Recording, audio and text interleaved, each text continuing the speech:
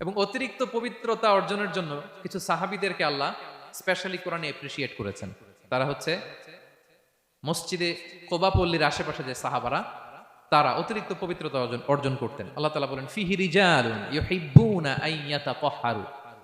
এই মসজিদে কোবার আশেপাশে এমন কিছু মুসল্লি আছে যারা পছন্দ করে পবিত্রতা অর্জন করতে, বেশি পবিত্রতা অর্জন করতে তারা পছন্দ করে। আর ওয়াল্লাহু ইউহিব্বুল মুত্তাহিরিন, আল্লাহ তাআলা অতিরিক্ত পবিত্রতা অর্জনকারীকে ভালোবাসেন, পছন্দ করেন। সুবহানাল্লাহ পড়েন।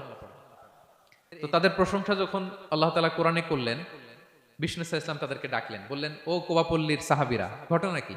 তোমাদের নাম বিশেষভাবে আল্লাহ তাআলা কোরআনে উল্লেখ করেছে যে ফিহি রিজালুন ইউহিব্বুনা আন ইয়াতাতাহহারু। কি তোমাদের এমন গুণ?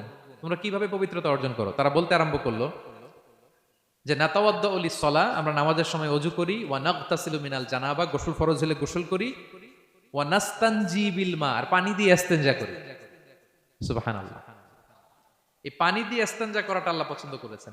ওনাদের সময় ওনারা পানি দিয়ে ইস্তেনজা করতো না, পাথর দিয়ে, ঢিলা দিয়ে তারা ক্লিন হয়ে যেত। এর কারণ হচ্ছে তাদের খাদ্য প্রক্রিয়াটা এমন ছিল, ড্রাই ফ্রুট খেত তো, খেজুর, গোশত, রুটি, তো তাদের স্টুলটা ওইরকম হইতো। আরবের লোকদের অনেকের এই স্টুলটা এরকম হয়। যেমন আমাদের যখন কখনো কোষ্ঠকাঠিন্য হয় তখন দেখবেন যে আমাদেরও এরকম হয়। তো আমরা যখন স্টুল পাস করি তখন আমাদের এই পায়ুপথটা মূলত বেরিয়ে আসে, স্টুল পাস করে আবার পায়ুপথ আমাদের দেহের ভেতরে চলে যায়। ফলে যখন কারো কোষ্ঠকাঠিন্য হয় তখন দেখা যায় যে তারা টিস্যু ইউজ করা লাগে না। আমাদেরও কখনো কখনো এরকম হয় না? হয়। তো ওনাদের সারা বছর একই রুটিন, ওনাদের আসলে টিস্যু ইউজ করা লাগে না, ওনাদের স্টুলটাই এরকম। কিন্তু এরপরেও ওই সাহাবারা এক্সট্রা পানি ইউজ করতেন। আমরা যেমনি কল ঘোরালেই পানি, ওই সময় পানি এত অ্যাভেলেবল ছিল না, সপ্তাহে একদিন গোসল করার সুযোগ পেতেন। পানি মানে এটা গোল্ডের মতো দাম, ডায়মন্ডের মতো দাম পানি মরুভূমিতে। তো তারা বলে ওয়ানাস্তান জিবিল মা, আমরা পানি জমিয়ে রাখি, সেই পানি দিয়ে ইস্তেনজা করি। রাসূল সাল্লাল্লাহু আলাইহি ওয়াসাল্লাম বললেন ক্বালা ফাহুয়া যাক ফাআলাইকুম, তাহলে এটাই সেই কারণ, এটাই সেই কারণ, এজন্যই আল্লাহ তাআলা স্পেশালি কোরআনের ভেতরে তোমাদের নাম তুলে দিয়েছেন। পড়ুন সুবহানাল্লাহ। তো আমরা যেন এই পবিত্রতাকে গুরুত্ব দেই প্রিয় ভাইয়েরা, কারণ আল্লাহ তাআলা তিনি বলছেন ইন্নাল্লাহা ইউহিব্বুত তাওয়াবিন, তিনি তাওবাকারীদের যেমনি ভালোবাসেন, ওয়া ইউহিব্বুল মুতাতাহহিরিন, তিনি পবিত্রতা অর্জনকারীদেরকে ভালোবাসেন। আমরা যেন অজু করার সময় খুব ভালোভাবে করি। রাসূল সাল্লাল্লাহু আলাইহি ওয়াসাল্লাম যখন বললেন অজুর পানি যেখানে লাগে ওটা জলজল করে জ্বলবে, তো আবু হুরায়রা রাদিয়াল্লাহু তাআলা আনহু হাত তো ধুইতে হয় কোনি পর্যন্ত, উনি এতটুকু ধুইতেন। উনি বলতেন যে কিয়ামতের দিন আমার হাত এতটুকু পর্যন্ত জলজল করবে। কি মাইন্ডসেট ওনাদের! সুবহানাল্লাহ বিহামদিহি।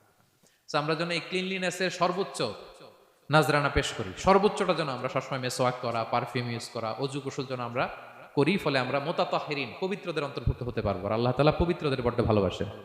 বুঝতে পেরেছেন? ওমরে ফারুক রাদিয়াল্লাহু তাআলা আনহু একবার উবাই ইবনে কাবকে বললেন, ইয়া উবাই মা হুয়া তাকওয়া, আল্লাহ কোরআনে এত তাকওয়ার কথা বলেছেন, তাকওয়াটা কি? উনি প্রশ্নের উত্তর না দিয়ে উনিও প্রশ্ন করলেন। উনি বললেন হাল সালাকতা তরিকান দা শাউক, ইয়া আমিরাল মুমিনিন, আপনি কি কখনো মরুভূমিতে কাঁটাযুক্ত রাস্তা দিয়ে হেঁটেছেন? উনি বললেন হেঁটেছি। তো কিভাবে হেঁটেছেন? দেখেন কেমনে উত্তর দেয় এক সাহাবী আরেক সাহাবীকে। যেখানে যে রাস্তায় কাঁটা আছে, ক্যাকটাস আছে, গুলমলতা, কিভাবে হেঁটেছেন? তিনি বললেন ইজতাহাদতু ওয়া তাশাম্মারতু, আমি আমার জুব্বা, পাগড়ি খুব আঁটো-সাঁটো করে কাপড়টা উপরের দিকে টেনে এমন সাবধানে হেঁটেছি যাতে ক্যাকটাসের কাঁটা আমার গায়ে না লাগে। এই পথটা পাড়ি দিতে খুব সাবধানে, খুব প্রিকশন নিয়ে, এক্সট্রা কশন নিয়ে আমি পার হয়েছি। উবাই ইবনে কাব বললেন হাদা হুয়া তাকওয়া, এটাই তো তাকওয়া। এই তো বুঝে গেছেন আপনি। আপনি না একটু আগে প্রশ্ন করছেন তাকওয়া কি? এটাই তাকওয়া। বলে তাই নাকি? তিনি বললেন হ্যাঁ।